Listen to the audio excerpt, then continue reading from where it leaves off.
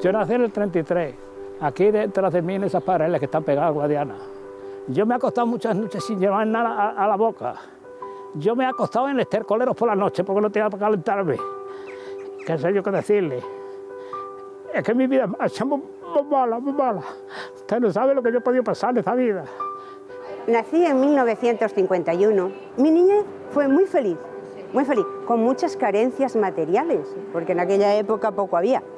Soy María, diseñadora de María Que Fisherman. Nací en Villafranca de los Barros hace 36 años. Tuve la suerte de nacer en democracia y los conocimientos que tengo de esa etapa anterior, pues es todo lo que me contaban mis abuelos. Yo no me podía imaginar cuando yo estaba en el pueblo de pequeña que mi vida iba a dar tantos cambios, no solo mi vida, los cambios sociales. He vivido una época de velocidad, de cambios vertiginosos. ¿Cómo ha cambiado Extremadura en estos años?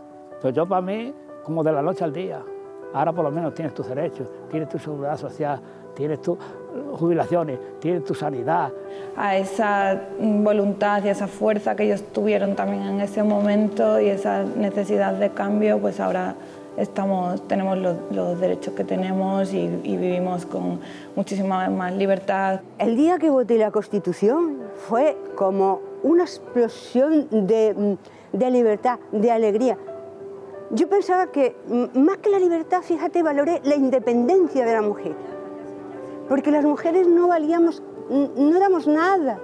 Bueno, yo creo que lo que más ha cambiado en Extremadura en este tiempo es la mentalidad, ¿no? El abrir fronteras, en abrir los ojos, en quitarle, que la gente ya no tiene miedo. Votar la Constitución fue para mí una alegría grandísima, porque salimos de una dictadura que ya llevamos 40 años con ella y ya habíamos aguantado demasiado. Así que eso pues, fue la alegría más grande que me ha dado la vida.